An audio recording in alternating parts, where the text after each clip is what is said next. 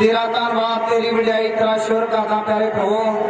मेरे स्वर्गी बात करे प्रभु यीशु मसीह, तू सब अपने प्रभु यीशु मसीह जो सतीन मोर के अंदर दो तुम्हारा रखा से प्यारे प्रभु यीशु मसीह, तू अपने लोगों को दे रहा है मेरे स्वर्गी। जब 2 या 3 मेरे नाम संगे मैं उनके बीच में होऊंगा, ये आपका विश्वास है जो परमेश्वर को दृश्य पर लेकर जाएगा। अगर आप अपने संपूर्ण हृदय से विश्वास करेंगे कि आज यहाँ पर है, तो आपसे बातचीत करेगा। आपके प्राण के अंदरूनी भाग में उसका वचन अनुभव हो जाएगा। अपने हाथों को उठाएं और हम सब प्रार्थना करेंगे। हमारे स्वर्गीय पिता, हम धन्यवाद देते पिता, क्योंकि तेरे वादे बहुमूल्य है पिता, तेरी प्रतिज्ञाएं बड़ी है परमेश्वर। उन मनुष्य ने जो पिछले युगों में हुए प्रभु, और जिन्होंने तेरे वचन पर वादा किए, वचन पर विश्वास किया प्रभु, उन्होंने अपने दिन में अपने लिए पवित्र आत्मा पाया परमेश्वर। आज इस दिन में हम आज के वादे के लिए विश्वास करते प्रभु, क्योंकि आज हमारे लिए वादा है परमेश्वर। ये पवित्र आत्मा का युग है परमेश्वर। हमारे नबी ने कहा इससे ज्यादा पवित्र आत्मा कभी उंडेला नहीं गया जितना इस युग में उंडेला जा रहा है प्रभु। और तब हम कितने अभागी मनुष्य होंगे प्रभु की आज इस दिन में पवित्र आत्मा का नहीं पा सकते प्रभु। प्रभु यीशु मसीह प्रत्येक भाई बहन को विश्वास देना प्रभु कि आज दोपहर में पिता, अगर उसने अब तक पवित्र आत्मा नहीं पाया तो आज दोपहर में पा सके प्रभु जी, क्योंकि तेरा वचन आत्मा भी है और जीवन भी है प्रभु। सारी बातों को, इस सभा को, अपने आप को आपके हाथों में परमेश्वर हमारी अगुवाई करे पिता, सब कुछ आपकी लीडरशिप में हो सके प्रभु जी। यीशु मसीह के नाम इस दुआ को मांगते हैं, आमीन आमीन, फिर से आमीन। हालेलुया। नबी कहता अगर आपने 10 साल से प्रार्थना कर रहे हैं और पवित्र आत्मा नहीं पाया तो अभी भी प्रार्थना करें, आज मिल सकता है। हालेलुया। हम खड़े सीधे वचन में से पढ़ेंगे, प्रेज़ द लॉर्ड, और पढ़ेंगे, निकालेंगे इब्रानियों की पत्री उसका 13वां अध्याय उसकी 20 और 21 आयत। हालेलुया। और यहूदा उसकी 14वीं आयत, क्योंकि इसमें एक ही अध्याय है। ਤੁਹਾਨੂੰ ਹਰੇਕ ਭਲੇ ਕੰਮ ਵਿੱਚ ਸੰਪੂਰਨ ਕਰੇ ਤੇ ਤੁਸੀਂ ਉਹਦੀ ਇੱਛਾ ਨੂੰ ਪੂਰਾ ਕਰੋ ਅਤੇ ਜੋ ਕੁਝ ਉਹਨੂੰ ਭਾਉਂਦਾ ਹੈ ਉਹ ਸਾਡੇ ਵਿੱਚ ਯਿਸੂ ਮਸੀਹ ਦੇ ਰਾਹੀਂ ਕਰੇ, ਜਿਹਦੀ ਵਡਿਆਈ ਜੁਗੋ ਜੁਗ ਹੋਵੇ, ਆਮੀਨ। हे ਭਰਾਵੋ, ਮੈਂ ਤੁਹਾਡੇ ਅੱਗੇ ਬੇਨਤੀ ਕਰਦਾ ਹਾਂ ਕਿ ਤੁਸੀਂ ਇਸ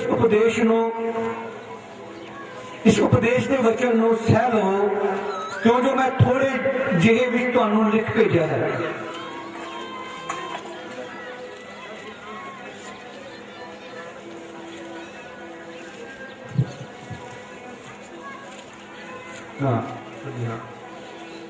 नाले हनोक जिहड़ा आदम तो 7वीं पीढ़ी का सी, इन्हां ने ही विखे अगमवार करके आख्या, देखो प्रभु अपने लखा सदा सने आया, सबना का न्याय करे ते सबना शैतानियां नूं उन्हां दे सारे शैतानी कामां दे कारण जो उन्हां ने शैतानी नाल कीते सन, सारियां करकट गल्लां दे कारण जो शैतानी पापियां ने ओदे विरुद्ध आखिए सन, दोषी ठहरावे।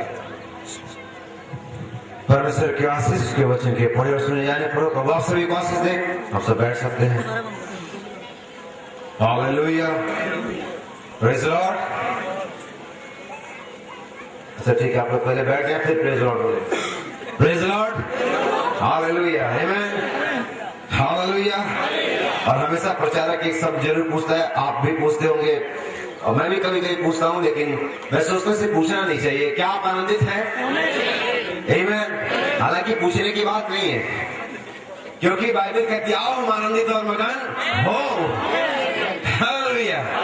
और उसके तब प्रभु में सदा आनंदित रहो। मैं पूछूं या ना पूछूं, आप आनंदित रहना, आमीन, प्रेज़ द लॉर्ड। सो परमेश्वर का हम धन्यवाद देते हैं पिछले 3 मीटिंग के लिए, किस अद्भुत तरीके से हमसे बातचीत करी। हमारे पास आज समय थोड़ा है, कम है, लेकिन कोई बात नहीं। कुछ आप लोगों ने अनुभव किया तो आप लोगों ने मुझे बताया, लेकिन कुछ मैंने भी अनुभव किया तो मैं चाहता हूँ कि मैं आपको बताऊं। Praise the Lord. कुछ भाइयों ने, लोगों ने अपनी गवाहियां बताई कि कैसा लगा उनको इन 3 संदेशों में, सभाओं में, और मैं भी बताना चाहता हूँ कि मुझे ऐसा लगा कि खिंचाव है। आमीन। कोई संदेश को खींच रहा है, अगर कोई खींचने वाला ना हो तो संदेश नहीं जा सकता है। प्रचारक को कितना ही महान होने दो, कितना ही बड़ा होने दो, लेकिन अगर सुनने वालों के कान तैयार नहीं, हृदय तैयार नहीं हो, दे नहीं सकता है। हालेलुया। प्रभु आप सभी लोगों को बहुत आशीष दे कि आपने ध्यान से सुना और आपके अंदर में सुनने की इच्छा है। आमीन। और बाइबल कहती है जो सुनना चाहता है परमेश्वर से सुनाता भी है। लेकिन जो सुनना नहीं चाहता है उसके लिए कोई अवसर नहीं। हालेलुया। तो प्रभु का हम धन्यवाद देते हैं, उसने अपने चेहरों से कहा मैंने इन बातों को पिता से उसने प्राप्त किया, मैंने इन बातों को जगत की ज्ञानवाणी से छुपा करके प्रेज़ लॉर्ड उन बालकों पर प्रकट किया जो सीखना चाहते हैं। हालेलुया। आमीन। उसने बाइबल को छुपाया नहीं है, वैसे तो नहीं छुपाया क्योंकि मैं पढ़े लिखे लोगों को बाइबल नहीं दूंगा, वो भी पढ़ते हैं, लेकिन तो भी वो छुपा हुआ है, उस पर एक पर्दा पड़ा हुआ है, और जब हम मसीह में आते तो पर्दा क्या हो जाता है, खुल जाता है। हालेलुया। Praise Lord. और वो बाइबल की बात वही लिखी रहती है, लेकिन जब तक कि परमेश्वर का आत्मा नहीं आता हम उसे समझ नहीं पाते हैं, और जब परमेश्वर का आत्मा आता है तो बाइबल की बात उजागर हो जाती है, रिवील हो जाती है, और हम जान पाते हैं तो यही पर था। बहुत से लोग कहते हैं 7 गजलें बाइबल में लिखी नहीं है, तो कहां लिखी है? हालेलुया। अगर वो बाइबल में नहीं लिखी, अगर कोई ऐसी बात होगी तो बाहर से आएगी, तो प्रकाशित 22-21 का क्या हुआ? न एक सब जोड़ना न एक सब घटाना, वो इसी में लिखी है। आपने पढ़ नहीं लिया उसे तो आप कहते लिखी नहीं है, लेकिन जिसने पढ़ लिया वो कहता लिखी है। हालेलुया। आमीन। सेंट मार्टिन लूथर ने क्या यही बाइबल प्रचार नहीं किया था? तो उसने यीशु मसीह के नाम का बपतिस्मा क्यों नहीं प्रचार किया? क्या उसने प्रेरितों का 2:38 पढ़ा नहीं था? उस समय के लिए छुपा हुआ था। हालेलुया। लेकिन जब जॉन वेस्ली को विलियम बर्नबास था, ठीक वही बाइबल को पढ़ता है और मिस्टर का आत्मा उसे रिवील कर देता है, देखिए यहाँ पर है। हालेलुया। लोग बाइबल पढ़ते 7 गजलें हैं तो लिखी नहीं है। अच्छा लिखी नहीं तो मोहर किस पर किया? आपने पढ़ा उसने क्या कहा प्रकाशित 10:4 में, इसको मत लिख, इस पर क्या कर दे, लिखा ही नहीं तो मोहर किस पे किया? हालेलुया। अरे वो लिखा है लेकिन मुहर है, लेकिन 7वीं मुहर खुल चुकी है। हालेलुया। दुल्हन के 7वीं मुहर। कभी आप लोगों ने किसी को रजिस्ट्री भेजा या पार्सल भेजा, या आपको मिला कभी? उस पर डाक खाने की मुहर होती है, और वो मुहर वही खोल सकता है जिसके नाम पर वो लिखा हुआ है। पोस्टमैन नौकरी करता है पोस्ट ऑफिस में, वो खोल नहीं सकता, पोस्ट मास्टर भी खोल नहीं सकता। वो मुहर, वो रजिस्ट्री तो वही खोलेगा जिसके नाम पर वो लिखी हुई है। हालेलुया। और जब मुहर खुलती है तब पता चलता है कि मैसेज क्या था। क्या सही बात है? बिना चिट्ठी का मुहर खोले चिट्ठी पता चलता है क्या? तो परमेश्वर की ये बाइबल ये 7 मुहरों में बंद की गई थी, और आज लोग कहते हैं हमारे पास मैसेज है और मुहर खुलने का विश्वास नहीं करते, तो फिर मैसेज कैसे है? मुहर खोला नहीं, चिट्ठी खोला नहीं, बोलते मैसेज मिल गया। बिना चिट्ठी खोले कैसे मैसेज मिल सकता तुमको? बिना मुहर तोड़े कैसे पढ़ सकते हो कि क्या लिखा हुआ है? और तुम कहते हो मेरे पास मैसेज है, तुम्हारे पास कोई मैसेज नहीं है। जब तक तुम मुहरों के खुलने का विश्वास नहीं करते तुम्हारे पास कोई मैसेज नहीं है। इसलिए हम विश्वास करते कि मोहरे हमारे पास संदेश है। हालेलुया। आमीन। 7 मोहरे, 7 कलीसिया काल और serpent seed, baptism, one God, ये सब कैसे पता चला? जब मोहरे खुली। हालेलुया। तो हमारे पास ओपन लेटर है, हमारे पास खुला हुआ पत्र, क्योंकि मोहरे तोड़ देगी। हालेलुया। मैं संदेश पढ़ सकता हूँ, मैं चिट्ठी पढ़ सकता हूँ, मेरे प्रेमी ने मुझे क्या लिखा है। हालेलुया। और हो सकता है चिट्ठी बहुत से लोगों के हाथ लग जाती है। मुझे कहने दो, मैं कुछ उदाहरण की बातें ही कहता हूँ, उसी के द्वारा मैं समझा पाता हूँ। अगर एक प्रेमी अपनी प्रेमिका को चिट्ठी लिखता है और बस इतना लिखता है हम वहां मिलेंगे, अब वो चिट्ठी पापा के हाथ लग जाए तो क्या जानेगा कहाँ मिलेंगे? क्या जानता है वो कहाँ मिलेंगे? भाई के हाथ लग जाए तो कहाँ मिलेंगे आखिर यार? उसको पता नहीं कहाँ मिलेंगे, लेकिन अगर दुल्हन को मिल जाए, प्रेमिका को मिल जाए, वो वहीं पहुंच जाएगी जहां मिलेंगे। हालेलुया। क्योंकि वो जानती है कहाँ कह रहा मिलने के लिए, वो जगह से घूम करके आई है, वो जगह को पहले से प्रेमी ने बता दिया है, हम वहीं मिलेंगे, हम वहीं मिला करते हैं, हम फिर वहीं मिलेंगे। लेकिन पापा मम्मी भाई बहन चाचा किसी को मिले, किसी को जगह मालूम नहीं है। ये संदेश किसी को भी मिलने दो, मलाकी 4 का संदेश सभी लोग पढ़ते रहेंगे, लेकिन मसीह ने हमको कहाँ बुलाया है इससे दुल्हन को मालूम है। मसीह ने हमको किस जगह में मिलने के लिए वादा किया है इससे ब्राइड को मालूम है, प्रेमिका को मालूम है। इसलिए ये लव लेटर है, ये प्रेम पत्र है। लोग कहते हैं रूथ की किताब तो एक प्रेम कथा है, पूरी बाइबल एक प्रेम कथा है, पूरी बाइबल एक प्रेम कथा है, और हम उसके प्रेम में घिरे हुए हैं, हम उस प्रेम में फेल हो गए हैं, हमने सरेंडर कर दिया है। उसके अलावा कोई चीज मुझे आकर्षित नहीं कर सकती है। दुनिया के लोगों को बहुत सारी चीजें चीजें आकर्षित करती है, लेकिन जिसको एक बार कलवरी आकर्षित कर रहे, कोई आकर्षित नहीं कर सकता। हम उस कलवरी से आकर्षित, हम उस कलवरी से ऐसे अट्रैक्ट हो गए, ऐसे आकर्षित हो गए, अब कोई चीज आकर्षित नहीं करती है। सब धुंधला हो गया, सब डल हो गया, सब मटमैला हो गया, सिर्फ कलवरी ही आकर्षित करती है। हालेलुया। क्या कलवरी को आकर्षित है? आमेन। हालेलुया। और मेरा निशाना सिर्फ एक ही है, कलवरी। नबी का ताना जीवन जाना चाहते हो, वो कलवरी से रास्ता जाता है। हालेलुया। पवित्र आत्मा पाना चाहते हो, रास्ता कलवरी से जाता है। हालेलुया। कोई भी वचन की प्रतिज्ञा चाहते हो, रास्ता कलवरी से जाता है। हालेलुया। लेकिन आज बहुत सारे लोग कलवरी को बाईपास करके जाना चाहते हैं, आप जा नहीं सकते हो। अगर आपको ये सब कुछ चाहिए, आपको कलवरी का एक टूर लगाना पड़ेगा, आपको एक कलवरी का दौरा करना पड़ेगा। हालेलुया। मेरे पास एक हॉलीडेज पैकेज है, ट्रिप है, वो है कलवरी का। तुमको संसार में स्विट्जरलैंड का ट्रिप मिलता होगा, नैनीताल का मिलेगा और यहाँ का मिलेगा, लेकिन मेरे पास एक ही ट्रिप रिपोर्ट है, कलवरी पर आओ। एक विश्वासी के सबसे रमणीय स्थान है, सबसे बढ़िया घूमने का जगह कलवरी पर। हालेलुया। क्या वहां घूमना चाहते हो? हालेलुया। बहुत कम लोग जाना चाहते हैं, क्योंकि वहां पर तो बड़ी गंदगी, लहू सूखे मक्खियां भिनभिना रही है, यीशु लटका हुआ है ऐसे करके। लेकिन एक विश्वासी के सबसे खूबसूरत जगह, जहां मेरा यीशु मरा, मैं आजाद हो गया। हालेलुया। उसके अलावा मैं कहां घूम सकता हूँ? Praise the Lord. क्या तैयार है आज इस थोड़े से समय के संदेश सुनने के लिए? अगर हम इसी तरह की बात करेंगे तो संदेश में नहीं आ पाएंगे। मेरे पास एक शीर्षक है, उठाए जाने में देर नहीं है। हालेलुया। अब उठाए जाने में देरी। और हमने यहूदा की पत्री में पढ़ा, देखो परमेश्वर लाखों दूतों के साथ आया, दूतों के साथ आया हनोक के समय, जो 7वीं पीढ़ी में था। Praise the Lord. बारात कभी तो अकेली नहीं आती है, आमीन। बारात दूल्हा आता है, बहुत से बाराती भी आते हैं दुल्हन को लेने के लिए। आमीन। अब कहते हैं हनोक जो आदम से 7वीं पीढ़ी में था, परमेश्वर बहुत से दूतों के साथ, बारातियों के साथ दुल्हन को लेने आया है। ढोल नगाड़े बज रहे, आमीन। धूम सुनाई दे रही है, दूल्हा आने वाला है, आमीन। बाराती आ गए हैं। हालेलुया। Praise the Lord. कौन सी पीढ़ी में? 7वीं पीढ़ी में। और मेरी प्रेरणा है पावर ऑफ क्रिएशन, यानी सृष्टि करने की सामर्थ्य। हालेलुया। आमीन। हम ज्यादा इधर उधर की बात नहीं करेंगे, सीधे संदेश के अंदर में आएंगे और हम देखेंगे कैसे अब हमारा रैप्चर जो देर नहीं है, इसको हम बाइबल से देखेंगे कि कैसे अब हम उस जगह पर आ चुके हैं। आमीन। नबी कहता, पुराने नियम के संतों ने कहा वो आएगा, वो आएगा, वो आएगा, वो आएगा, और एक दिन वो वहां था। आमीन। नबी कहता, coming and appearing, two different things. आगमन और प्रकट होना दो अलग बातें हैं। आमीन। Appearing and coming. अपीयरिंग कुछ ऐसा है कि आप ऐसे बैठे हो, अचानक कोई आ गया, ये है अपीयरिंग, प्रकट होना। लेकिन आगमन ऐसा नहीं है,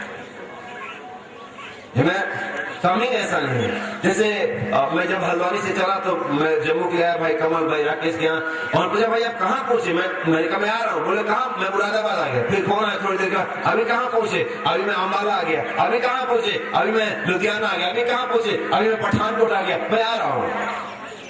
समझ रहे? लेकिन अपीयरिंग ऐसा नहीं होता। बोले ब्रदर आ रहे, मैं एकदम से अपीयर हो गया, आइए ब्रदर मैं इधर आ गया। यीशु मसीह का हम अपीयरिंग का इंतजार नहीं कर रहे हैं, हम यीशु मसीह के कमिंग का इंतजार कर रहे हैं। यीशु मसीह के आगमन का इंतजार करिए, उसका आगमन है ना कि अपीयरिंग। बहुत से लोग चूक जाते हैं इस बात को, सोचते अभी आ जाएगा। वो अपीयर नहीं हो रहा है दुल्हन के लिए, वो आ रहा है। और अगर आ रहा है तो चल चुका है, तो फोन लगाओ, पूछो प्रभु तो कहाँ पहुंचा? बोला मैं इप्सुस में आ गया, 2 मिनट में आ रहा हूँ। हालेलुया। मैं स्मोरना में आ गया हूँ, मैं अभी फिलाडेल्फिया में आ गया हूँ, मैं अभी लौदोकिया में आ गया हूँ, अभी द्वार पे खड़ा मैं खटखटा रहा हूँ, खोलो, मैं आ गया हूँ। हालेलुया। I am here. वो आ रहा है, वो प्रकट नहीं हो रहा है, वो तो आ रहा है, वो चल चुका है और बहुत से जंक्शन, बहुत से स्टेशन पार भी कर चुका। लेकिन बहुत से लोग उसके अपीयर होने का इंतजार कर रहे हैं। अपीयर, जिसके ऊपर अपीयर होगा वो रैप्चर में नहीं जाएंगे। आमीन। क्या तैयार है? तो 7वीं पीढ़ी में हम लोग का क्या हो गया? रैप्चर हो गया। आमीन।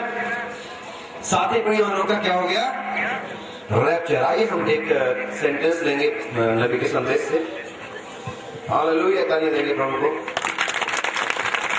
Praise the Lord. और आपने मोहरों की पुस्तक पढ़ी होगी, आमीन। 4थी मोहर के अंदर में नबी कहता है द सेकेंड कमिंग। फिर से ध्यान देंगे, नॉट अपीयरिंग, प्रकट होना नहीं, आगमन। आमीन। नबी का the second coming is rapture. आपने सुना? दूसरा आगमन उठाया जाना है। आमीन।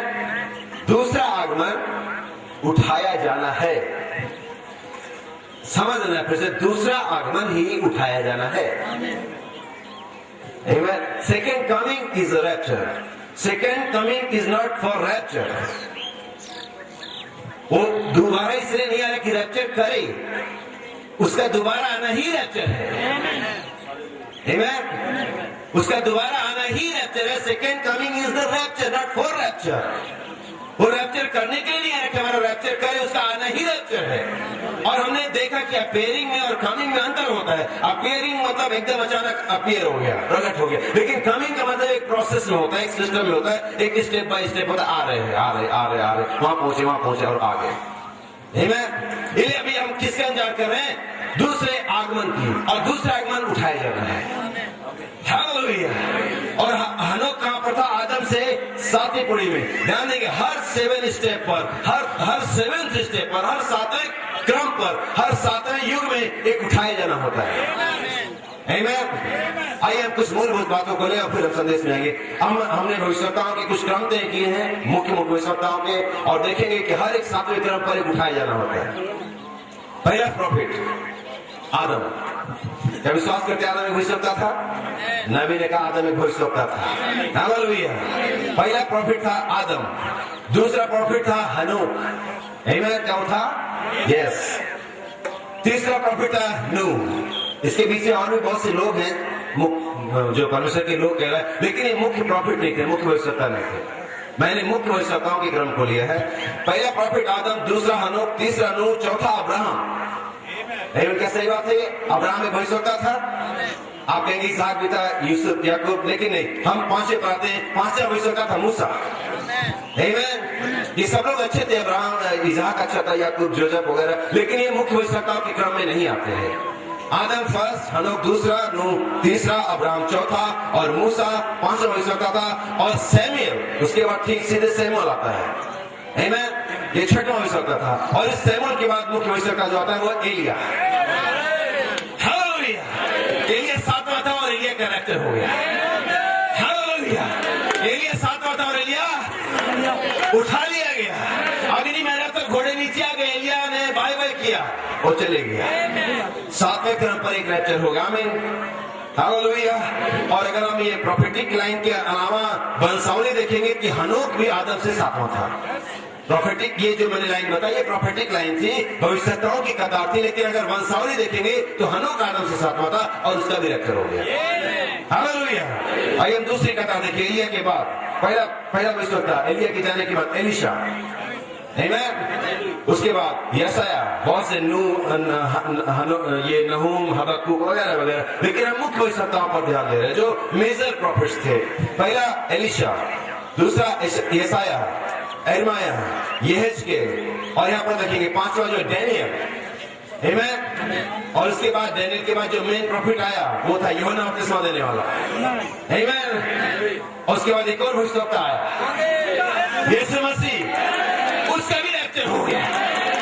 हालेलुया। उसका सिर्फ रैप्चर ही नहीं हो गया, वो मूरा मरे हुए से जी भी उठा और रैप्चर भी हो गया। वो भी कौन से क्रम पर था? 7वें क्रम पर था। पहला आदम से लेकर के एलिया तक, दूसरा एलिसा से लेकर के यीशु तक। आइए यीशु के बाद शुरू करते हैं पौलुस। हालेलुया। अब मुझे बताने की जरूरत है, लिखा हुआ है विलियम ब्रैनम 7वां। हम कौन से युग में हैं? 7th as. इसलिए उठाए जाने में देरी। हम 7वें क्रम पर, 7वें स्टेप पर, किसी भी दिन तुरंत फूकी जाएगी और हम हालेलुया, इसलिए उठाए जाने में देरी। आमीन। ये 7वां क्रम। आमीन। बाइबल के अंदर में हमने 3 प्रकार के क्रम देखे, लेकिन अगर आप ध्यान देंगे इन तीनों क्रम के अंदर में जो इस लाइन के अंदर में जिनका नंबर 5वां है, जैसे पहले में 5वें नंबर पर कौन है? मूसा। दूसरे क्रम में 5वें नंबर पर कौन है? दूसरे लाइन में, दूसरे क्रम में जो एलिसा से लेकर के यीशु मसीह तक बताया क्या आपने? डैनियल। और तीसरे क्रम में जो 7 है उसमें 5वें नंबर पे कौन है? लूथर। आमीन। और इन तीनों के पास निर्गमन था। मूसा ने पहला निर्गमन किया, डैनियल ने भी एक निर्गमन किया। और लूथर ने भी एक निर्गमन किया। हालेलुया। इन तीनों जो पांचवी कतार थी वो निर्गमन लेकर के, और ये अनुग्रह होता है। हालेलुया। अगर फिजिकली बात करेंगे तो जो नूह था आदम से 10वें नंबर पे था, और 10 का नंबर मतलब होता है न्याय का, जजमेंट का, और नूह के समय जजमेंट हो गए। हालेलुया। ये बाइबल की कुछ ऐसी बातें हैं जो सिद्धांत के तौर पर हैं, जिनके द्वारा हम अपने दिन को गिन सकते हैं, क्योंकि दाऊद कहता है हमें अपना दिन गिनना सीखा। क्या आप अपना दिन गिन सकते हैं? नूह के दिनों में, नूह के दिन कितने थे? लोग की 500 साल, लेकिन नूह के दिन सिर्फ 120 साल थे। आमीन। जब परमेश्वर आपको चुनता है उस दिन से आपका दिन शुरू होता है। आपका अनंत जीवन बेदी पर जब घुटने पर यीशु मसीह को रिसीव करते उस दिन से शुरू होता है। आपका पैदा हुए कमाई से परमेश्वर को लेना देना नहीं है, लेकिन परमेश्वर उस दिन से काउंट करता है जिस दिन से आप उसके कांटेक्ट में आते हैं। इसको कहता है मुझे अपने दिन गिनने सिखा, और हम अगर अपने दिन गिनेंगे तो हम उठाए जाने के दिन में हैं। हम 7 स्टेप के अंदर में हैं, हम 7वें रद्दे के ऊपर में हैं, हम 7वें युग के अंदर में, हम 7th जनरेशन के अंदर में, और ये जनरेशन, ये जो स्टेप है उठाए जाने वाला है। इसलिए मैं आनंदित हूँ कि मैं उस जगह में आ चुका हूँ। हमने सफर तय किया और वहां पहुंच गए हैं जहां पर हम बदल जाएंगे। हमें मृत्यु का स्वाद नहीं चखेंगे, और हम पल भर में ही हम वो लोग होंगे दुनिया के अंदर में जिनको अनुभव नहीं कि मौत कैसा होता है। कोई आज तक तो इसे बता भी नहीं सका, लेकिन हमको पता भी नहीं चलेगा कि मरते कैसे, मरने के बाद क्या एक्सपीरियंस होता है, किधर जाते, क्या होता है, कुछ मालूम नहीं। मैं मालूम मरने से बहुत डरता था जब मैं हिंदू था। भाई वर्णम भी चाकू से या मरने से बहुत डरते थे। आपको मालूम है वर्णम डरते थे? मैं सोचा मैं नहीं जानता क्या होगा, मरने वाले एक हवा का बादल का एक गोला बन जाऊंगा, एक ऐसे उड़ते रहूंगा, भाई नेमी से हाथ किसी मिलाऊंगा। और वो भी डरते थे, मैं भी डरता था। मैं हिंदुस्तान बोले मैं जला दिए जाते हैं, नहीं यार जला बड़ा प्रॉब्लम होता होगा, कुछ तो कारण होता होगा अंदर। मैं बहुत डरता था, लेकिन जो लोग मृत्यु से डरते थे छाया में बैठे थे, उन पर ज्योति चमकी। हालेलुया। और एक दिन भाई बहन जब जंगल में प्रार्थना कर रहा था, जब वो ग्रंथियों की पत्री पढ़ रहा था, और उसने जब पढ़ा जब हमारा पृथ्वी पर का ढेरा सरेगा, अगर गिराया जाएगा तो हमें कौन मिलेगा, और बोला आंख पर जाने में इतना टाइम नहीं लगेगा जितना इसमें से उसमें चले जाएंगे, और फिर हमें मृत्यु का भय। नबी कहता वो पेड़ के चारों तरफ घूमने लगा, पेड़ को लात मारने लगा, कहा मैंने मृत्यु पर जय पा लिया है। और जब मुझे ये मैसेज मिला तो मेरे साथ भी यही हुआ। अब मृत्यु का भय, क्योंकि हम जानते हैं हम मरने वाले नहीं हैं, मैं बिल्कुल भी नहीं। आमीन। हालेलुया। क्या विश्वास करते हैं आप उसमें से एक है जो मरेंगे नहीं? हालेलुया। तो देखेंगे कि हम अब इस अन्य जाति युग में परमेश्वर ने उन लोगों को किस प्रकार से चुना। आमीन। क्योंकि बहुत सी बार आप समझ नहीं पाते। आइए हम कुछ बातों पर गौर करेंगे। और आपने देखा होगा एक बार यीशु मसीह ने 5000 की भीड़ को खाना खिलाया। हम इसे अगर पढ़ेंगे तो ज्यादा बेहतर रहेगा। भाई आपके पास माइक है? आप पढ़ लें इसको, और ये आपको मिलेगा मत्ती, ठीक है, ये मैं आपको बता देता हूँ। मत्ती 14, मत्ती का सुसमाचार से 14वां अध्याय है ये, और उसके 13 से लेकर के पढ़े। थोड़ा सा इसमें मैं आपका समय लूंगा। जब यीशु ने ये सुना तो नाव पर चढ़कर वहां से किसी सुनसान जगह एकांत में चला गया, और लोग ये सुनकर नगर नगर से पैदल उसके पीछे हो लिए। उसने निकलकर बड़ी भीड़ देखी और उन पर तरस खाया, और उसने उनके बीमारों को चंगा किया। जब सांझ हुई तो उसके चेलों ने उसके पास आकर कहा, ये तो सुनसान जगह है। और ध्यान देंगे, ऐसा हुआ कि यीशु मसीह जब यूहन्ना को मार दिया गया तो यीशु मसीह कहीं और चला गया एकांत जगह में, और फिर बहुत सारे लोग उसके पीछे चले थे, बहुत सारी मीटिंग्स उन्होंने अटेंड करी। और ऐसा हुआ कि शाम को एक जगह वो इकट्ठे हुए, और वहां पर कोई ज्यादा बाजार नहीं था, दुकान वगैरह नहीं थी, और फिर उनको भूख लगी। समझे आप? आगे पढ़ते हैं। ये तो सुनसान जगह है और देर हो रही है, शाम हो गई है, लोगों को विदा किया जाए कि वे बस्तियों में जाकर अपने लिए भोजन मोल लें। अब देखिए चेलों ने इस मसीह का, देखो भी ये लोग 3-4 मीटिंग से अटेंड कर रहे, सुबह से लेकर अभी तक हमारे साथ चले, थक गए, परेशानी हो गई है, अभी अंधेरा भी होने वाला है, और यहाँ पर कोई दुकान वगैरह नहीं है। अब इनको बोलो जाएं और जाकर मार्केट से अपना खाना वाना ले लें।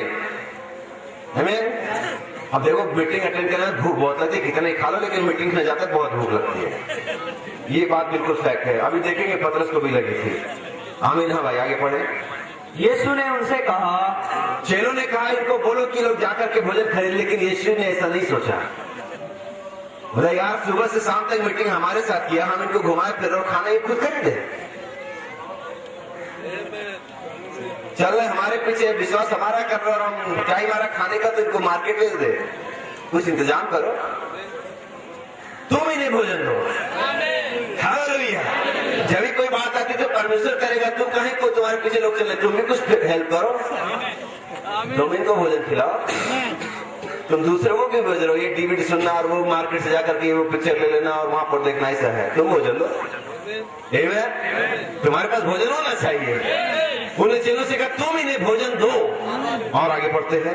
उनका जाना आवश्यक नहीं, उनका जाना आवश्यक नहीं है, तुम ही इन्हें खाना दो।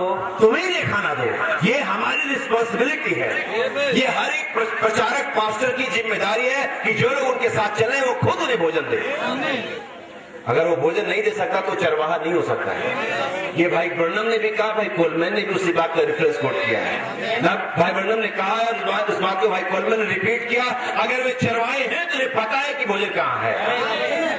वो हमारा चरवाहा हमें हरी हरी चराइयों में चरवाहे को पता होना चाहिए कि भोजन कहाँ है। गुप्त मन्ना कहाँ पर हमें, और उसे कहा तुम उन्हें भोजन दो। हाँ, उन्होंने उससे कहा, हाँ? यहाँ हमारे पास 5 रोटी और 2 मछलियों को छोड़ और कुछ नहीं है। कितनी रोटी?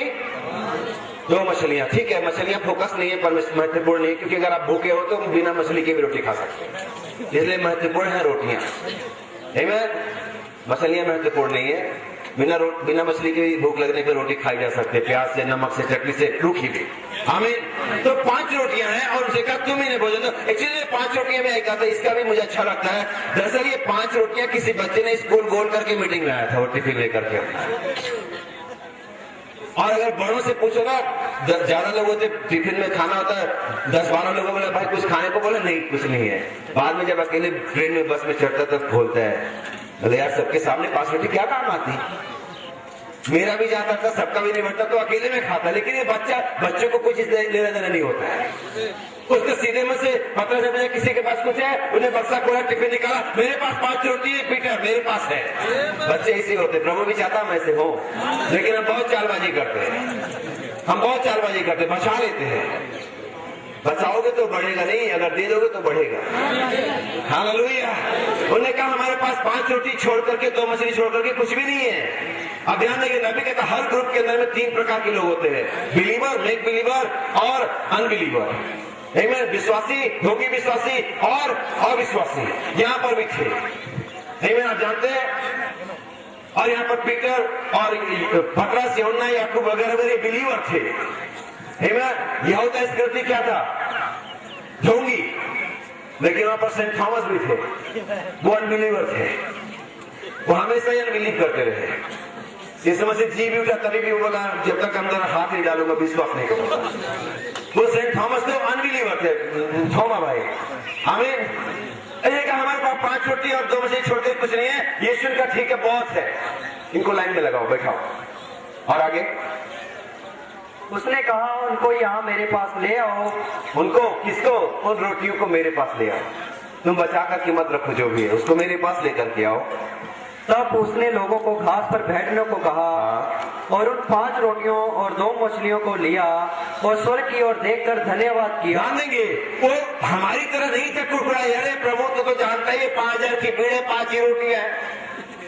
हम कई बार कंप्लेन करते, प्रभु आप तो जानते हैं क्या समस्या, प्रभु तब जानते ऐसा है, प्रभु तब जानते, ऐसा लगता है उसको कंप्लेन कर रहे हैं। लेकिन इस व्यक्ति यीशु ने कंप्लेन नहीं किया, 5 ही रोटी थी, धन्यवाद है प्रभु, जो भी बढ़िया है, प्रभु आप इसी को ब्लेस करो। हालेलुया।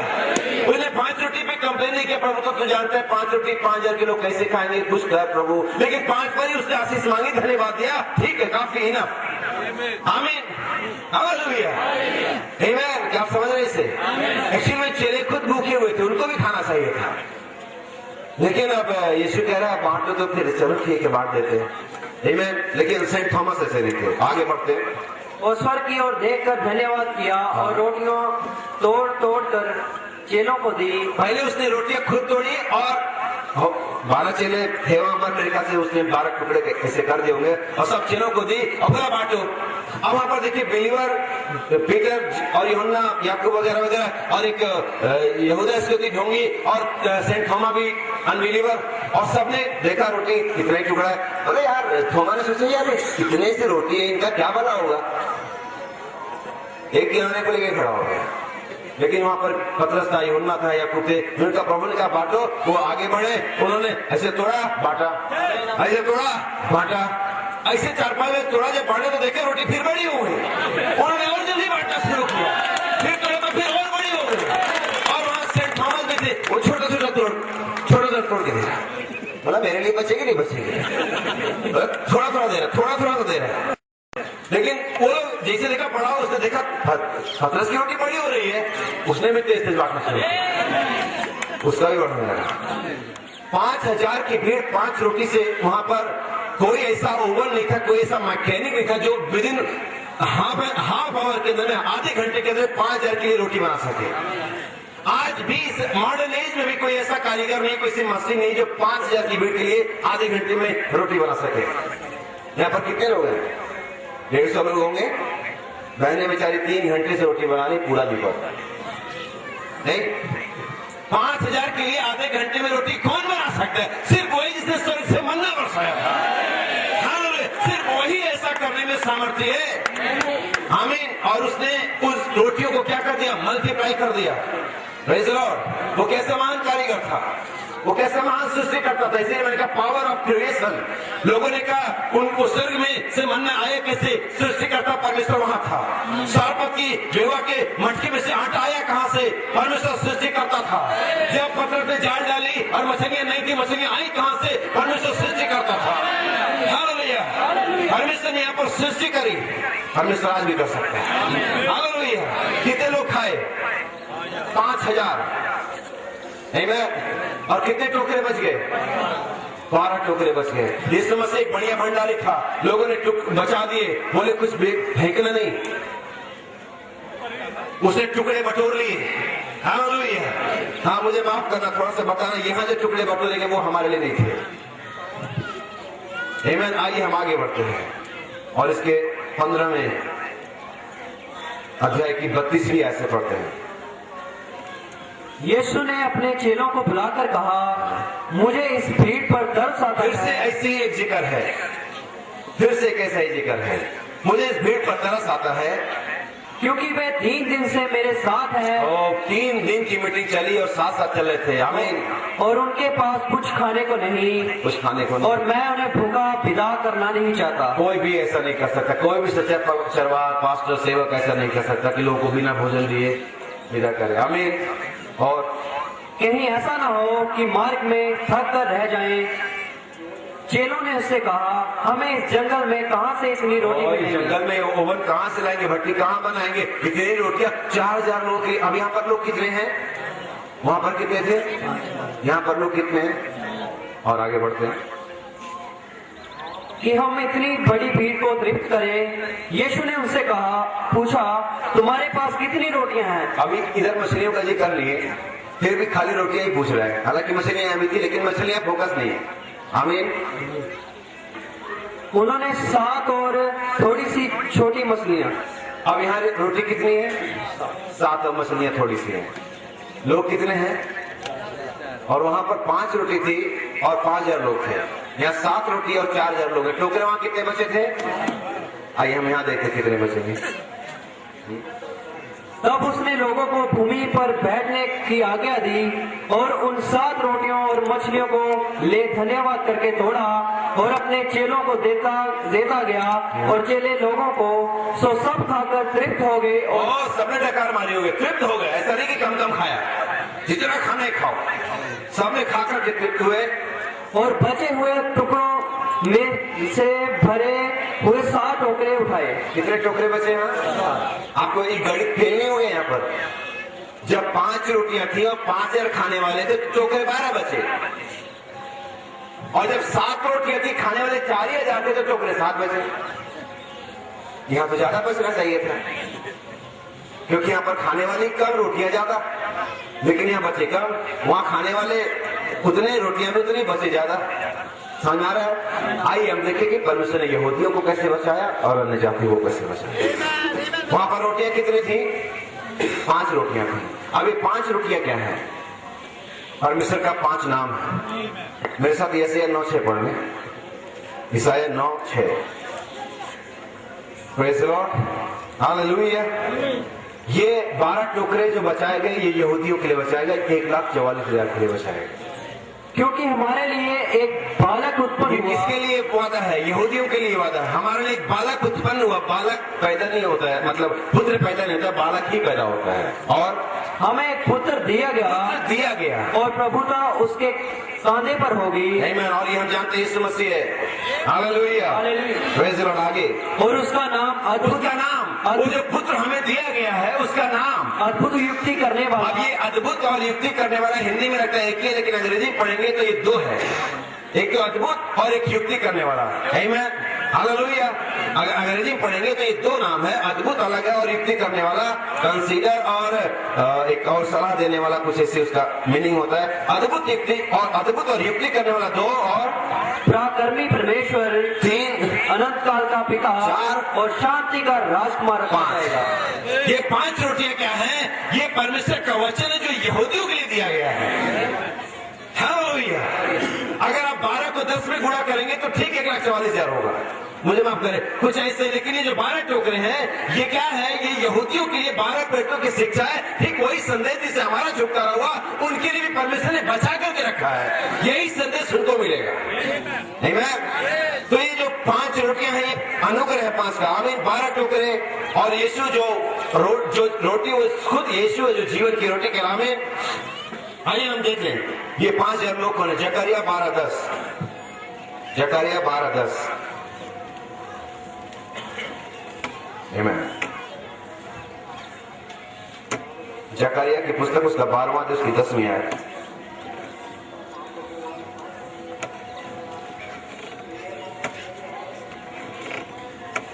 हालेलुया। आमीन, आमीन, आमीन। जकरिया 12:10, जहां आपको पता चल जाएगा कि अनुग्रह की आत्मा परमेश्वर ने यहूदियों पर उंगली ली। 5 नंबर हमेशा अनुग्रह को, ग्रेस को रिप्रेजेंट करता है।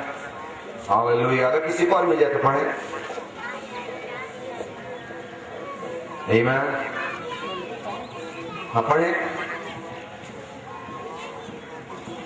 हालेलुया। ठीक है। और मैं दाऊद के घराने पर और यरूशलेम के निवासियों पर आमीन। अपना अनुग्रह करने वाली और प्रार्थना सिखाने वाली आत्मा उठेलूंगा। आमीन। दाऊद के घराने पर और यरूशलेम के निवासियों पर अपना अनुग्रह करने वाली आत्मा और प्रार्थना सिखाने वाली आत्मा उठेलूंगा। तब वे मुझे ताकेंगे, आमीन। अर्थात जिसे उन्होंने भेदा है, और उसके लिए ऐसे रोएंगे जैसे एक लोटे। ये फिर से ये जो 12 टोकरे बचा लिए गए थे ये फिर से यहूदियों को दिए जाएंगे, और तब वे मुझे ताकेंगे। ये वही मैसेज रहेगा, ये वही प्रेरणा रहेगी जिससे हमारा रैप्चर होगा, और ठीक है उनको मिलेगी। और तब इसी तरह इसीलिए परमेश्वर यीशु मसीह ने 12 टोकरे वहां पर बचा लिए थे। आइए हम ये समझ गए कि ये जो 5,000 की भेड़ को खिलाया गया ये यहूदियों के लिए था, लेकिन जो 4,000 की भेड़ को खिलाया गया वो अन्य जातियों के लिए था। आप कैसे जानेंगे कि वो अन्य जातियों? जो 7 टोकरे थे वो 7 कलीसिया का संदेश था। हालेलुया। जिसको परमेश्वर ने अपने दुल्हन के लिए, अन्य जाति दुल्हन के लिए बचा कर दिया था। 6,000 साल में ये पूरा जो कहानी है 6,000 साल का, पहला 2,000 साल परमेश्वर के पुत्रों से बात किया। परमेश्वर ने अपने पुत्रों से, जिनको हमने परमेश्वर का पुत्र कहा, उनसे बातें करी। आमीन। आदम से लेकर नूह तक पहला 2,000 साल परमेश्वर ने सिर्फ उनसे बातें करी जिनको परमेश्वर का पुत्र कहा गया। आमीन। उसके 2,000 साल बाद परमेश्वर ने यहूदियों से बातचीत करी। आमीन। सही बात है ये। लेकिन आखिरी 2,000 साल परमेश्वर अन्य जाति से बातचीत कर रहा है। हालेलुया। तो ध्यान देंगे ये 4,000 लोग अन्य जाति को रिप्रेजेंट करते हैं। आप मुझसे पूछेंगे भाई कैसे हम इसे जानेंगे? बस यहाँ पे रिप्रेजेंट पढ़ेंगे। प्रेरितों के काम का 10वां अध्याय 11वीं आयत से पढ़ेंगे। 4 दिशाएं, 4 कोने पृथ्वी को, अन्य जाति को रिप्रेजेंट करते हैं। हमें क्या जानते इस बात को? इसीलिए मैं इस बात को मैंने शीर्षक को लिया, उठाए जाने में देरी नहीं है, क्योंकि हम बिल्कुल सारी सिचुएशन को पार कर गए, बिल्कुल उस जगह पर पहुंच गए जहां पर उठाया जाना किसी भी पर हो जाएगा। आमीन। और बाइबल कहती है और उसने देखा, ये एक ऐसा समय था जब पतरस कन्वर्ट हो गया था, पवित्र आत्मा मिल गया था, और पतरस यहूदियों का बहुत प्रचार किया करता था, और पतरस एक सुसमाचार का महान योद्धा था और सारी बातें। और एक दिन ऐसा हुआ कि परमेश्वर ने कोर्नेलियस को दर्शन दिया, उसको बोला पतरस को बुलवा ले। आप ध्यान देंगे पतरस एक यहूदी था, उसको यहूदी होने का बड़ा घमंड हुआ करता था। लेकिन परमेश्वर ने जब उस अन्य जाति घर में भेजा तो उसको थोड़ी सी प्रॉब्लम हो गई। बोला यार मैं यहूदी और मैं एक जाति घर में नहीं आ सकता वगैरह वगैरह, लेकिन तो भी क्योंकि परमेश्वर ने कहा था उसको जाना तो था। मैं चाहे उसका मन करे या ना करे, कई बार आपको ऐसा लगता है आपका मन नहीं करता मैं इसको क्या बोलूं, लेकिन अगर परमेश्वर ने आपको कहा है समाचार सबको सुनाना है तो सुनाना है। हमें और ऐसा हुआ और उसने देखा कि आकाश खुल गया। अब ये वो समय था, मैं कल्पना करता हूँ कि परमेश्वर पतरस आया होगा, सुबह से मीटिंग किया होगा, दोपहर हो गई, फिर शाम को मीटिंग और लोग मीटिंग में व्यस्त रहे, खाना नहीं बन पाया, फिर शाम की मीटिंग हुई और मीटिंग के बाद पतरस थोड़ा सा बैठ गया, इतना थका हुआ था और उधर मैंने खाना बना दिया, हो सकता है कुकर वहां पर प्रेशर आ रहा हो, स्मेल आ रही हो और सुन रहा हो खाना बनने वाला, लेकिन भूख लगे, थोड़ा सा उसको नींद आ गया। ऐसा हुआ कि थोड़ा सा उसको नींद आ गई। हमें उसका मन में हो रहा था यार ये वही बना रहे हैं जो मुझे खाना नहीं है, स्मेल आ रही थी, सीटी फुसफुस कर रही थी वहां पर। हमें और थोड़ा सा उसको थका तो था ही, मीटिंग में थक जाते हैं, उसको नींद आ गई। फिर ऐसा हुआ और मुझे कुछ दिखाना चाह रहा था उससे, और एक पात्र बड़ी चादर के समान चारों कोनों से लटका हुआ। उसके कितने कोने थे? इसीलिए 4000 लोग अन्य जाति को रिप्रेजेंट करते हैं। उसके वो गोल हिस्सा नहीं था, वो 4 कोने वाली ट्रे था एक। उसके 4 कोने थे और उसमें हर प्रकार के अशुद्ध पशु, जंगली जानवर वगैरह वगैरह जो भी खाना नहीं था, जो अन्य जाति खाते थे, वो सब भरा हुआ था। आमीन। पृथ्वी की ओर उतर रहा था। हाँ, जिसमें पृथ्वी के सब प्रकार के चौपाए और रेंगने वाले जंतु और आकाश के पक्षी थे। और उसे एक ऐसा शब्द सुनाई दिया कि हे पतरस उठ, मार और खा। हे पतरस उठ, मार और खा। यहाँ पर 2 बातें, एक स्पिरिचुअल और फिजिकल। पतरस यहूदियों को सुसमाचार सुनाता था, बाइबल बताती है पतरस यहूदियों के लिए था और पौलुस अन्यजातियों के लिए था। आमीन। लेकिन परमेश्वर ने एक दर्शन उसे दिया और ये 3 बार हुआ ऐसा। जब ये आया तो पतरस ने वो जाना और देख लिया जिसको खाना नहीं था। बोला प्रभु तू तो जानता मैं यहूदी हूँ। बोला मैं जानता हूँ तभी तो दर्शन दिखा रहा हूँ।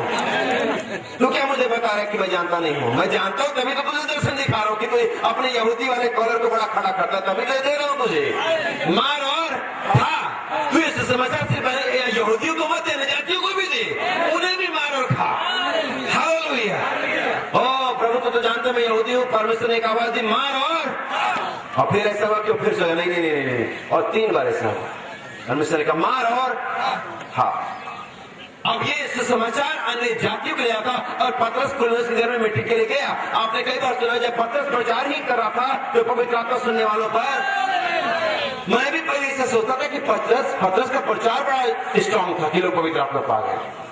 आप भी ऐसे सोचते होंगे, लेकिन आप ऐसा नहीं सोचते हैं। पतरस का प्रचार कुछ स्ट्रांग नहीं था, क्योंकि पतरस एक यहूदी मत के अंदर में था, उसके अंदर में यही था यहूदी यहूदी यहूदी और कुछ भी नहीं, अन्य जाति तो परमेश्वर के है ही नहीं।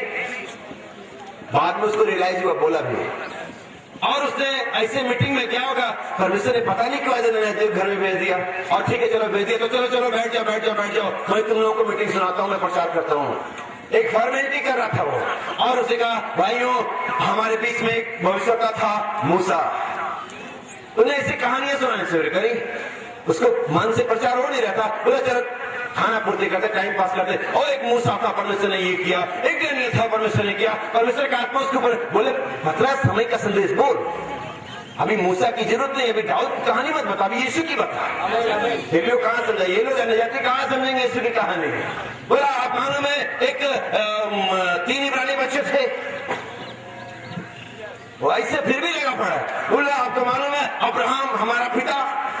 परमेश्वर ने कहा बेटा प्लीज ये सब आज जरूरत नहीं है, इनको अभी समय का संदेश बता कि मसीहा कुर्बान हुआ है।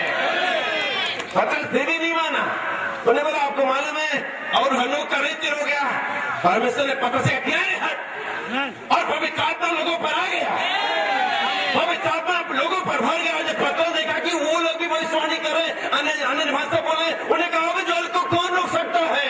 मैं जान गया परमेश्वर पक्षपात नहीं करता है, जो यहूदियों का परमेश्वर है वही अन्य जातियों का परमेश्वर है।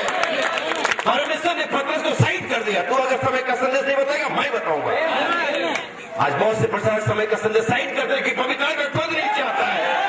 वो बताते 7 गरजाएं ही तुम्हें उठाए जाने का विश्वास देते हैं, फाइवफोल्ड मिनिस्ट्री तुम्हें रक्त के लिए तैयार करती है। अगर तुम चुप रहोगे परमेश्वर खुद व्यवहार करेगा। हालेलुया। हे पतरस को अभी जरूरत नहीं पुरानी कहानी बताने की। एक विलियम बर्नम था, हाँ क्या मतलब होता है? विलियम बर्नम बॉडी में चुका अभिषेक तो है नहीं रहा। आमीन। बाइबल के लोग अंत के दिन अपना मन कहाँ लगाए? कथा और बोलेंगे मूसा आओ हम बच्चों तुम्हें एक मूसा की कहानी सुनाएंगे। मूसा कहानी नहीं है। हम तुम्हें डैनियल की कहानी सुनाएंगे। डैनियल कहानी नहीं है। हम तुम्हें विलियम बर्नम की कहानी सुनाएंगे। डैनियल विलियम बर्नम कहानी नहीं है। लेकिन लोग अंत के दिनों में अपना मन कहाँ लगाएंगे? कथा कहानी पर। को डैनियल को कथा कहानी की तरह लेंगे, मूसा को कथा कहानी की तरह लेंगे, विलियम बर्नम को कथा कहानी की तरह लेंगे। लेकिन हम उसको कथा कहानी की तरह नहीं लेते, हम उसे परमेश्वर की सामर्थ के तौर पर लेते हैं। जो डैनियल का परमेश्वर, जो मूसा का परमेश्वर, जो विलियम बर्नम का परमेश्वर है, वही आज भी परमेश्वर है। आमीन। तो परमेश्वर ने पतरस को साइड किया और पवित्र आत्मा लोगों पर उतर आया। तब पतरस ने कहा मैं जान गया हूँ। देखा आपने? वो समय का संदेश नहीं बता रहा था। आज का सुसमाचार प्रचारक समय का संदेश नहीं बताता है। वो कहता है अरे इनसे दूर रहना, ये लोग तो भरमाने वाले हैं। आमीन। लेकिन उसको समय का संदेश मालूम नहीं है। बोले इनको किसी साथ नहीं पता चलेंगी। वो तो बड़े बड़े लोगों को पता चलेगी। कब बाइबल में से लिखा कि परमेश्वर का भेद बड़े बड़े लोगों पर खोलता है। परमेश्वर का वचन लिखा परमेश्वर का भेद सीधे मन वालों पर खोलता है। अगर आपका हृदय शुद्ध है, आप इस्राएली हो, परमेश्वर अपना भेद आप पर रिवील करेगा। तो सातवां क्रम, ये समय पवित्र आत्मा खुद अपने चार्ज को लिए हुए है। ये कोई मनुष्य का सेवकाई नहीं, ये पवित्र आत्मा का सेवकाई है। ये मिनिस्ट्री ऑफ जीसस क्राइस्ट है। ये यीशु मसीह को कल और आज सर्वदा एक साथ प्रमाणित कर रहा है। अगर सेवक नहीं करेगा तो पवित्र आत्मा खुद उसे करेगा। पतरस ने नहीं कहा इसे, लेकिन पवित्र आत्मा बाइबल कहती है तब सुनने वालों पर पवित्र आत्मा उतरा। ये पतरस का प्रचार नहीं था। ना, अभी तक मैं ऐसा सोचता था कि पतरस ने बड़ा बढ़िया प्रचार किया रहेगा। पतरस ने कुछ बढ़िया प्रचार नहीं किया था। वो तो बढ़िया कर ही नहीं रहा था। लेकिन परमेश्वर ने कहा तू नहीं करेगा, तू नहीं कर सकता, मैं तुझे साइड करूंगा और मैं खुद लोगों से क्या करूंगा? व्यवहार करूंगा। परमेश्वर आज खुद आपसे व्यवहार कर रहा है। अगर मैं नहीं करूंगा तो वो खुद करेगा। हालेलुया। परमेश्वर हमेशा ऐसा चाहता है, अगर कोई व्यक्ति चूक जाता है तो परमेश्वर खुद अपना काम शुरू करता है। आमीन। आपको साउल की घटना मालूम है? साउल और सैमुअल के बारे में जानते हैं, डेविड के बारे में जानते हैं।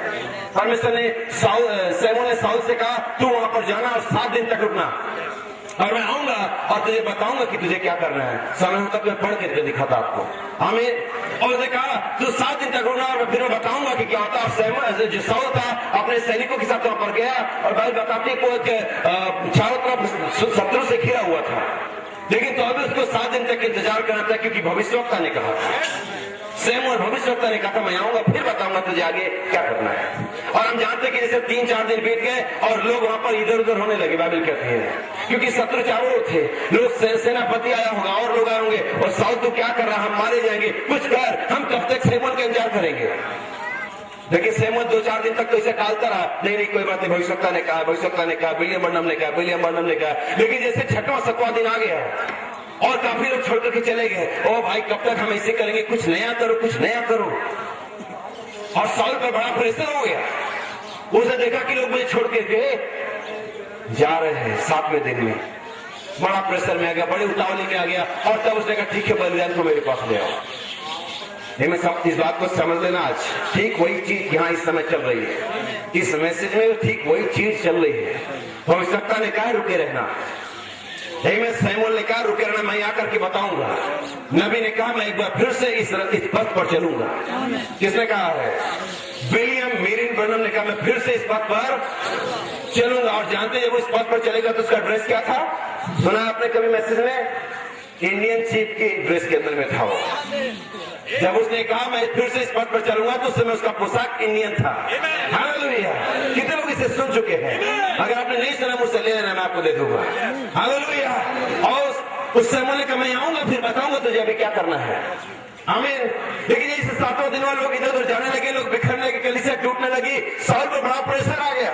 उन्हें बलिदान को मंगाया और खुद उसे बलि किया और जब भी उसने बलि कर लिया वैसे सैमुअल नजर आ गया।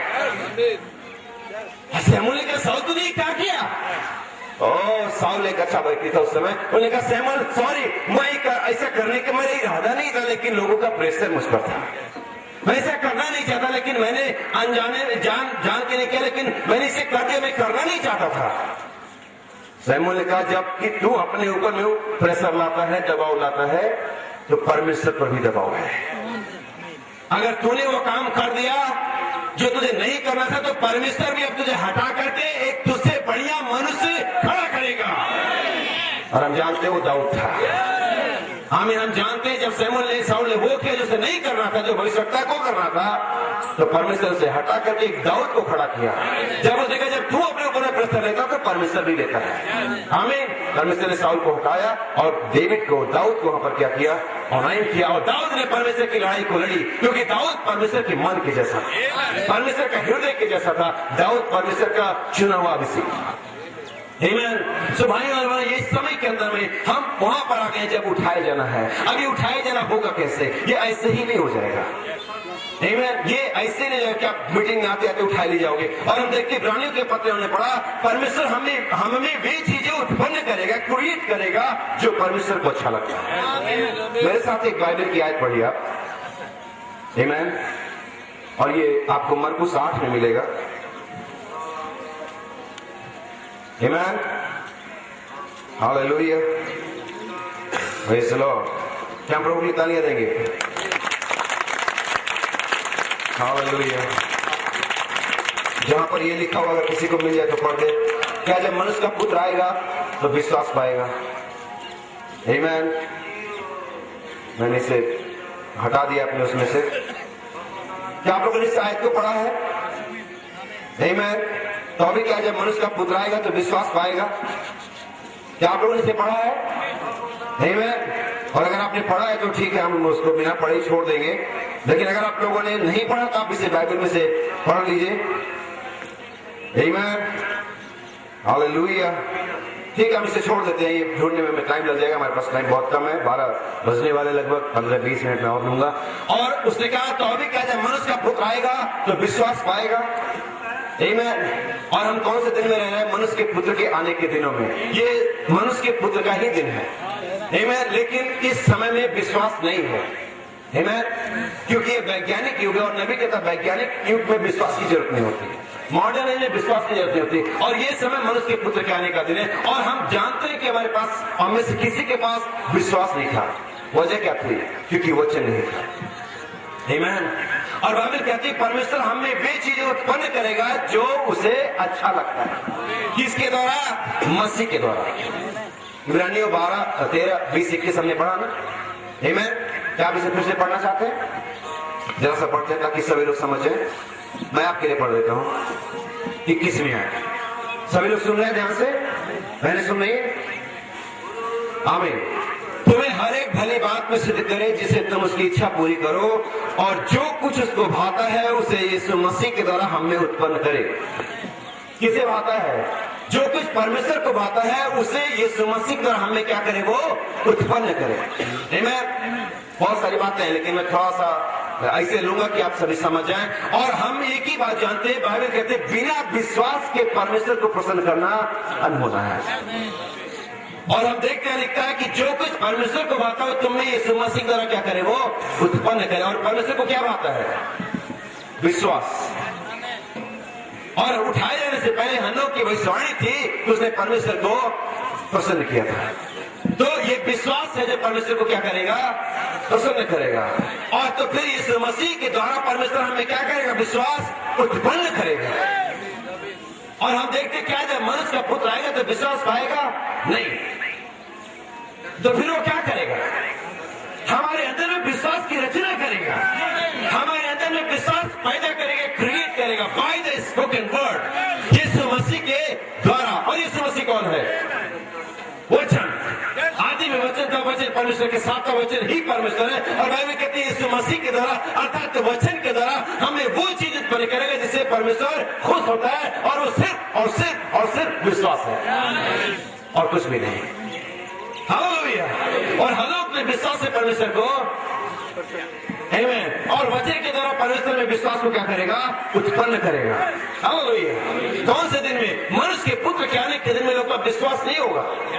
यदि मनुष्य का पुत्र जब आएगा तो पहला काम करेगा, विश्वास उत्पन्न करेगा। उस व्यक्ति ने जिसका बच्चा मृगी का मारा हुआ था, चेलों के पास लाया, ठीक नहीं हो सका, और कभी यीशु मसीह नीचे आया और वो दौड़ करके यीशु मसीह के पास गया। ओ प्रभु, मैं चेलों के पास लाते हुए कुछ नहीं कर सके, यदि तू कुछ कर सकता है। उसने बोला ये यदि क्या मतलब है? तूने मुझे चेला समझा है? आमीन। ये यदि क्या मतलब है? विश्वास करने वाले सब कुछ संभव है। उस व्यक्ति ने क्या जवाब दिया था? उसने कहा मेरे और विश्वास का उपाय कर। तो सब तो मुझे विश्वास उत्पन्न कर। यीशु मसीह आगे बढ़ा, उस लड़के को चंगाई दी, विश्वास क्रिएट हो गया। हालेलुया, आमीन। तो क्या आप चाहते हैं आपके अंदर विश्वास हो? तो आइए देखिए विश्वास कैसे परमेश्वर उत्पन्न करेगा। और बाइबल कहते हैं विश्वास के आने का सिर्फ एक ही सोर्स है। हालेलुया, विश्वास सुनने से आता है। Praise the Lord. क्या आप चाहते हैं आपका विश्वास क्रिएट हो? तो आप सुनना। विश्वास सुनने से आता है और सुनना परमेश्वर के वचन से होता है। यही कारण था कि मलाकी 4 ने सिर्फ वचन प्रचार किया ताकि तुम्हारे पास विश्वास हो, क्योंकि तुम उठाए जाने वाले युग में हो। मलाकी 4 ने उसके ललकार के संदेश से हमारे प्राण में क्या दिया? विश्वास।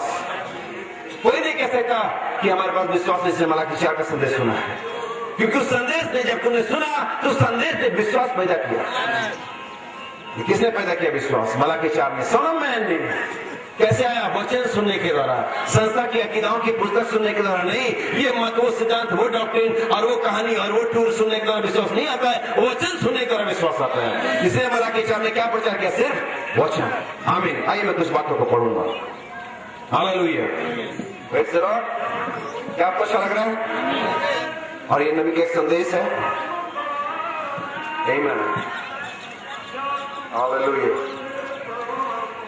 नबी कहते हैं, हमने कल देखा उसकी इमेज में, उसकी हड्डी का हड्डी और मांस का मांस। नबी कहता है now how are we flesh of his flesh and bone of his bones. नबी कहता है कैसे उसकी हड्डी का हड्डी और मांस का मांस बनते हैं? बिकॉज आमीन, हालेलुया, वी आर एट सिनर। अपनी देह के अंदर में एक बार हम पापी थे। It quickenings that body brings to life. और जिला उठाने द्वारा ये जो देह था उस जीवन में परिवर्तित हो गया। देयरफॉर, इसलिए your body is the temple of the dynamics. इसलिए तुम्हारी जो देह है वो गतिकी का मंदिर है। किसका? गतिकी का मंदिर है। जब तुम जी उठते हो, आमीन, there is a your resurrection. यहां पर आपका पुनरुत्थान है। You heard, you believe it. It's a change you from a denomination to the world. जब आप इसको सुनते हैं और विश्वास करते हैं, तब आप एक संस्था से वचन में क्या हो जाते हैं? बदल जाते हैं। तब जब आप इसे सुनते हैं, और क्योंकि विश्वास सुनने से आता है। जब आप इसे सुनते हैं, जब मलाकी 4 का संदेश आपने सुना, तब आपने विश्वास किया, और जब विश्वास किया तब आप संस्था से वचन में बदल गए। और इसीलिए हम 7 स्टेप और 7th स्टेप पर हम क्या हो जाएंगे? बदल जाएंगे, क्योंकि अब विश्वास बहुत है। अब विश्वास है। आमीन, प्रेज़ द लॉर्ड, हालेलुया। और हम आगे एक और कुछ बातों को पढ़ते हैं। आमीन। अब हम कैसे जानेंगे कि हम ही वो लोग हैं? नबी कहता है, जानेंगे। आमीन, हालेलुया, प्रेज़ द लॉर्ड। नबी कहता है दिस इज माय मिनिस्ट्री। नबी कहता मेरी यह सेवकाई है to declare that he is here. नबी की सेवकाई क्या थी? कि वो यहां है, इसको डिक्लेयर करे, प्रमाणित करे। हर एक सेवकाई जो होती है उसका एक ही परिभाषा है, एक ही बात है, एक ही काम है, उद्देश्य है कि वो मसीह की उपस्थिति को लेकर के आए। आमीन। और उसकी उपस्थिति सिर्फ विश्वास को लाती है। तो परमेश्वर का वचन हमें बताता, परमेश्वर ने हमारे हृदयों में उस वचन के द्वारा विश्वास को क्या किया? उत्पन्न किया। और जब विश्वास उत्पन्न होता है तो नबी कहता विश्वास अकेला नहीं होता है। विश्वास अपने ऊपर में 7 बातों को जोड़ लेता है। विश्वास अपने ऊपर में सामर्थ्य को, ज्ञान को, समझ को, संयम को, धीरज को, भक्ति को अपने अंदर में क्या कर लेता है? जोड़ लेता है। अब ये कहां से आया? सुनने का। हमने क्या सुना? वचन। कौन से स्टेप पर हमें? 7th step. कौन से युग में हमें? 7वें युग के अंदर में। कौन सी पीढ़ी? ये 7वीं पीढ़ी उठाए जाने में देरी नहीं है। ये कब होगा? जब आप सुनेंगे, जब विश्वास करेंगे और जब चलेंगे। आमीन। अब ये 7 गर्जनाएं क्या है? सुनने के द्वारा। हमने सुना क्या गर्जनाएं? जब यीशु मसीह लाजर की कब्र पर चिल्लाया ना, तो लोगों ने सोचा चिल्ला रहा है। उनको वो बात क्या लगी? एक साउट लगा, एक चिल्लाहट लगी। लेकिन लाजर के लिए चिल्लाहट नहीं थी, उसके लिए तो लाइफ था। आमीन। लोगों ने सुना यीशु चिल्लाया, लेकिन लाजर बाहर आ गया। हालेलुया। क्योंकि वो उसके लिए सिर्फ चिल्लाहट नहीं, एक जीवन था, एक संदेश था। लाजर बाहर आ। हालेलुया।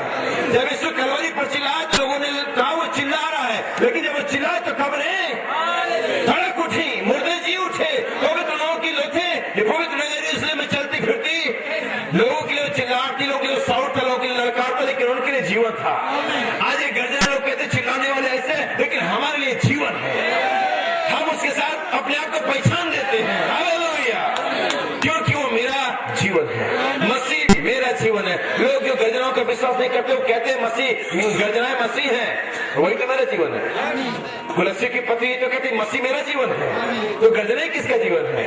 मेरा जीवन है। तो विश्वास किसका जीवन है? मेरा जीवन है। सद्गुण, समझ, संयम, धीरज, भक्ति किसका जीवन है? ये मेरा जीवन है। इसके साथ हमें आज एक होना है, इसके साथ अपनी पहचान देनी है। ताकि अगर ये बातें तुम्हें बनी रहे, वर्तमान भी रहे और बढ़ती भी जाए, तो मसीह को पहचानने में निकम्मे और निष्फल नहीं होने देगा। हालेलुया। सो परमेश्वर की पावर ऑफ क्रिएशन, जो सृष्टि की सामर्थ बहुत अद्भुत है। आमीन। कब जानते हैं इसे? परमेश्वर ने, नबी कहते हैं God is God of variety. परमेश्वर विविधता का परमेश्वर। कभी आपने देखा सृष्टि, लोग बड़े बड़े झरने देखने आते हैं, हमारे नहीं तो पहाड़ देखने आते हैं।